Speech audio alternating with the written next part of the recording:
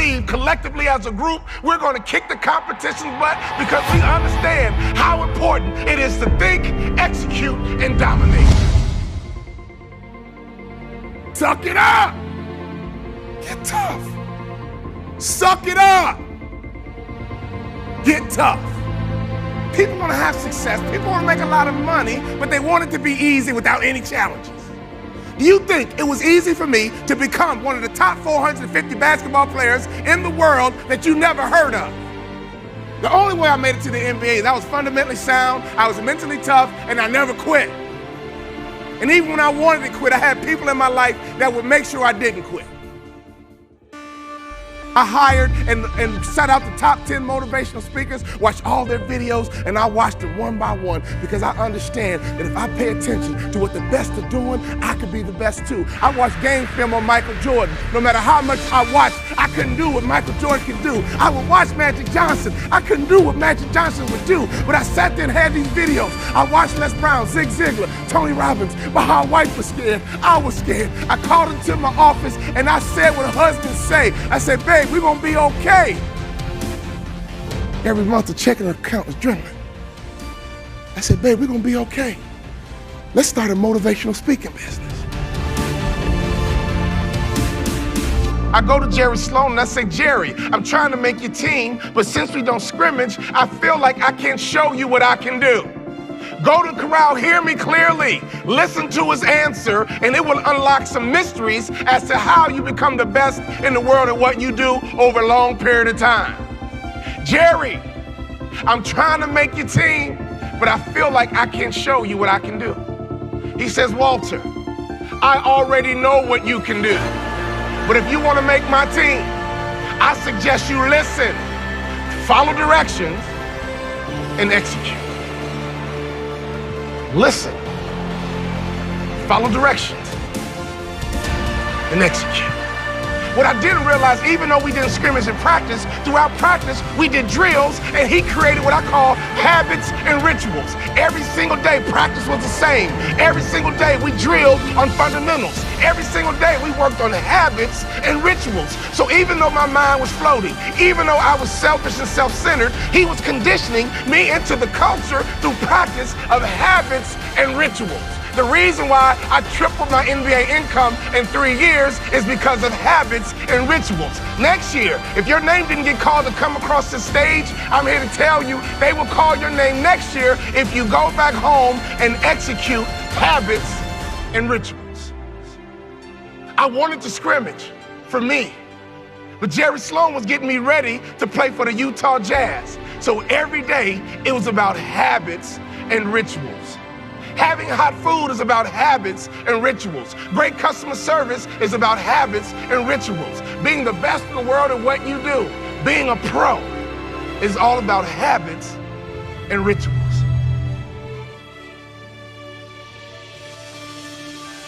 Let me tell you something. I learned a very valuable lesson when I played for the Utah Jazz. I had a point guard on my team who's arguably the best point guard in the history of the NBA. His name is John Stockton. John Stockton would go to a chiropractor 4 times a day on game day. You know what I said to myself? I'm not doing that. It doesn't take all that. John Stockton played 19 years in the NBA. I played 3. You would have thought I'd have been smart enough to watch a Hall of Famer and just shut my mouth, hop in the car, and go with them. No! My mind said, yeah, it doesn't take all that. And I would tease him. Man, John Stockton, you OCD or something? Why are you going to a chiropractor 4 times a day? He swore by his chiropractor. That man played point guard in the NBA until he was 40 years old. And he didn't retire because he got slow. He retired because he refused to wear baggy shorts. He loved his Daisy Dukes. Every day on game day, that man would go to a chiropractor 4 times a day. And in my immature basketball mind, I would say, it doesn't take all that. I don't need to do all that. I'm an award-winning motivational speaker because now I pay attention to details. Another peak performance truth. Peak performers are detail-oriented. The reality is this: there are 450 ball players in the NBA every single year. They give out 450 jerseys, and there's only 10 superstars. So while the general public focuses on the superstars, professional sports is really made up of guys like me. Every single day, I drilled the fundamentals. So when I left sports and got into business, I didn't focus on making money. I focused on fundamentals because I understood I made it to the NBA because I was fundamentally sound. So when I get into business, if I become fundamentally sound in business, and if I become the best in the world in business, I bet you I can make a whole lot of money. I got recruited coast to coast, and that's how I learned how to sell. The doorbell would ring. These coaches would come into my living room. They always traveled in a pack of 3. They always wore university-issued golf shirts. They always had a brochure, and they put the brochure on the coffee table. There were always 4 students on the brochure, 2 white, 1 Asian, and 1 African-American every single time. And sometimes they would substitute the Asian for a Latino. And as I collected more brochures, I began to recognize some of the same kids on different schools' brochures. And then I realized, you know what? Oh my God, these aren't students, these are models, and this is big business. Your industry is big business. And whenever you have big business, it's very competitive. But in basketball, if you win by 1, you still win. If you win by 1, you still win. So when you want to compete at a high level in a very competitive business, you better pay attention to every little detail. Sometimes in franchise systems, when the leader talks about what we need to do, some of you sit there and say, oh, we don't need to do that. I'm not doing that. It doesn't take all that. It don't need to do that. I don't take all that. Some of you guys right now in the open keynote had that thought going to your mind. Oh, I'm not doing that. I don't need new plates. I'm not doing that. I'm not doing this. I'm not doing that. You already made up your mind not to do it. Great people pay attention to detail. So at this conference, don't you dare let your mind say, oh, I'm not doing that. It doesn't take all that. I'm not doing that. It doesn't take all that. You'll be average the rest of your life. Great people pay attention to every single little detail. Peak performers understand that detail matter. Peak performers understand that that's how you kick the competition's butt. Detail. When you win by 1, sometimes the smallest little detail matter. I used to think that way. It doesn't take all that. But you know what? In my basketball career, I played 3 years, and I should have had a longer career because I did not pay attention to detail. Peak performers understand that detail matter. Peak performers understand that that's how you kick the competition's butt. The first day of high school, I walked in full of confidence. I believe confidence is arrogance under control. I walked in my first day of high school full of confidence until I passed the principal's office. And he was 6'6", 240 pounds. Everybody else called him Mr. Bond, but I called him Dad. That first day of school was the longest day of my life. I attended high school in Chicago's inner city where my father was a principal of my high school. I got to the lunchroom and I ate lunch all by myself. I could hear my classmates whisper, that's the principal's son, that's the principal's son. Where? Right there. I couldn't wait to get home. I made up my mind, when I get home, I'm gonna throw a pity party. Go ahead and cry, feel sorry for yourself. Be angry, be frustrated, but I only give you 3 days. I went home that first day of school and I threw me a 3-day pity party. You guys don't know me, but I know how to party. Peak performers always think positively. So go ahead and throw your pity party for 3 days, and that's it. Every other thought after that 3rd day, make sure it's positive. If you see you or feel yourself thinking negatively, stop it right there. And reprogram your mind to think positive. I'll give you 3 days. Go ahead and do it. I do it myself all the time.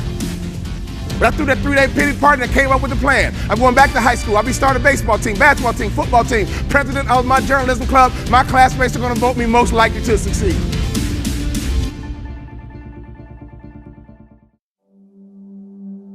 I never made the Kobe Bryant, Michael Jordan money. I was terrified of becoming that athlete who went broke. And for months, I saw my checking account dwindle every single month. College educated, college degree, but every month my checking account was dwindling. I had no other skill sets. I had sold out to the sport in which you have to do. To play pro basketball, you gotta sell out.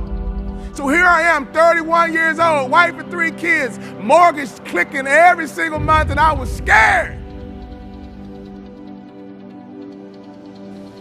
When I was an immature basketball player, I didn't get that concept. I had another teammate named Karl Malone, who arguably had the best body in the history of the NBA. I would go to restaurants with him, and he annoyed me. I couldn't even imagine what the waitress felt like. He annoyed me. Now, he had the best body of all time in the NBA, but he annoyed me at restaurants. He would order grilled chicken Caesar salads, and he would ask the waitress, when you grill my chicken Caesar salad, could you make sure there's no char marks on my chicken breast? You want her to levitate the chicken over the grill? I mean, what do you want her to? Very picky, very meticulous. Will Walter Charmarks have carcinogens? Carcinogens create cancer. I want the chicken breast, but I don't want the cancer. Another time he ordered a chicken salad. This man was 6'9", 256 pounds. He always ate salads, and I rarely saw him clear his plate. Had the best body of all time in the NBA. He ordered a chicken salad one time. It came with hard-boiled eggs. The salad came out. Before the salad came out, he says, I don't want hard-boiled eggs. They're high in cholesterol. And we're in Salt Lake City. They all know who we are. We're the only brothers in town. Well, Mr. Malone, the salads are pre-made, and the egg is crumbled over the salad. Well, would you mind picking it out for me? He annoyed me. I would go behind his back. I would apologize to the waitress and give her an extra tip. Me? I ate whatever they brought me. French fries, cool. Gravy, cool. This the wrong order. I'll keep this and I'll eat the other food you bring out too. He annoyed me when he ordered food because I thought he was difficult. Karl Malone played 20 years in the NBA. I played 3. I actually have motivational speakers calling me saying, Walter, we're in a recession. I'm thinking about quitting and getting a real job. Now, isn't that an oxymoron? A motivational speaker quitting. You know what I do when I get those phone calls? I motivate them to quit. Because in my mind, if it's going to be a dog-eat-dog world, I'm going to be the big dog. And I always ask them a question, because they say, you know, Walter, the economy, the recession, the economy, the recession. I don't trust the media. I was a high school basketball star. I began to deal with the media when I was 16, 17, 18 years old. I understand how the media operates. I understand how they make money. So I always challenge these motivational speakers. Well, if we're in a recession, how do you know? Prove it to me. Answer's always the same. Heard it on the news.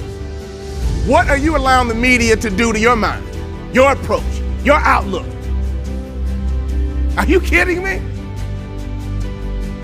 I could always hear my daddy's voice. I don't care where I was. I could be on a school bus. I could be in the lunchroom. I could be on the playground. I could be somewhere I shouldn't be. I could always hear my daddy's voice. My daddy could protect me on the streets of Chicago when he was not even there. You have children. You have grandchildren. Make sure they can always hear your voice. But most importantly in business, whose voice are you listening to? When it comes to franchising, whose voice are you listening to? When it comes to same-day sales, whose voice are you listening to? When it comes down to hiring the right Cassie, whose voice are you listening to? When it comes down to being successful in franchising, whose voice are you listening to? My wife and I are former franchisees. That's why I'm a no-brainer to speak at franchise conferences, because every franchise system has typically 2 groups at the conference. You have the one group that buys in, and they're in the corner talking about how can we execute, how can we improve same-day sales. Wow, you're doing good, I'm doing good, let's keep working together. What can we do to improve the brand? We're at the conference, let's buy in. There's always another group over in the other corner. Like, yeah, man, corporate. Yeah, corporate. Corporate's always trying to sell us something. I know. They're just trying to make money. I know. All that stuff they're talking about, you gonna do it? Nope, me either. So every system, trust me, has 2 different groups at the conference. The group that buys in and the group that's rebels and don't. So here's another rhetorical question for you. What group are you with?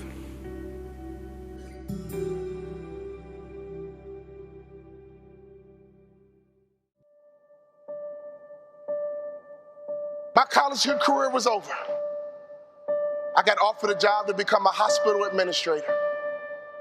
2-year program, $75,000 job. And right before I took the job, my daddy called me on the phone. Let me tell you about my daddy. When I was a little boy, my daddy would always pick me up. When he came home from work, he'd pick me up. When he saw me in the nursery after church, he'd pick me up. No matter how long he worked, no matter how tired he was, my daddy would always pick me up. So when I had my kids, I would always pick up my kids. When I got home, sometimes I was tired. They have a bottle in one hand, and they just lifted up the other hand, and they knew what daddy was supposed to do. My job was to pick them up. This is a spiritual interaction. When you pick up a child, it is a spiritual transaction. When you pick up a child, you change their perspective. When you pick up a child, all of a sudden they can see the world the way you see it. I don't care what your children have done, there is nothing they can do for you to stop picking them up. When my daughter's a drug addict, I don't care, pick her up. My son messes up, I don't care, pick him up. I don't care. You pick them up. That is your job, mama. That is your job, daddy. That is your job, grandma. That is your job, granddad. Your number one job is to pick them up and change their perspective.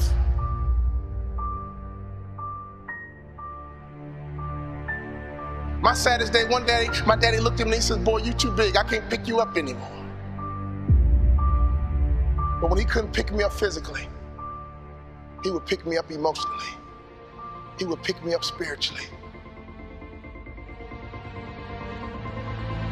I had a great dad because he would always pick me up. He would always change my perspective.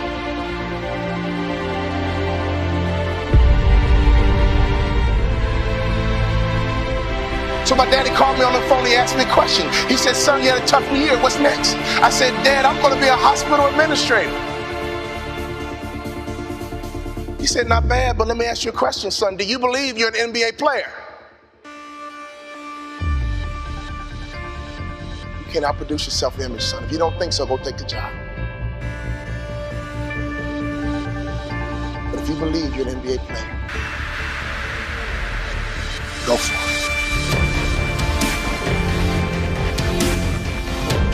My dad had the self-control and discipline and waited for my answer.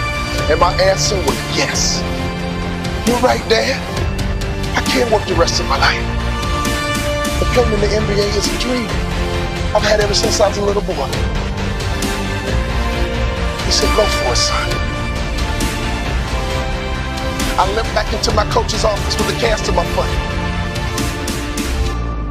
Tears in my eyes.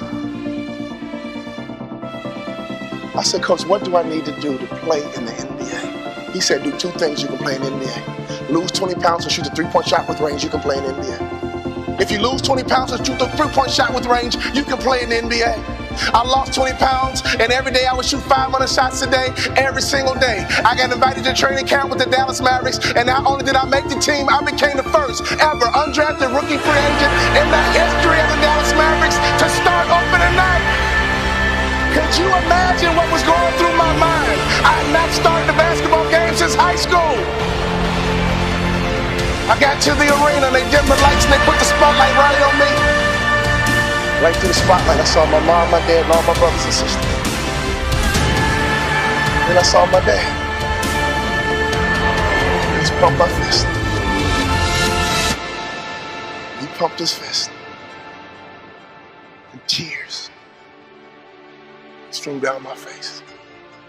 Thank you for all those timeouts. Thank you for making sure I was always home when the streetlights came on. Thank you for making sure I could always hear your voice.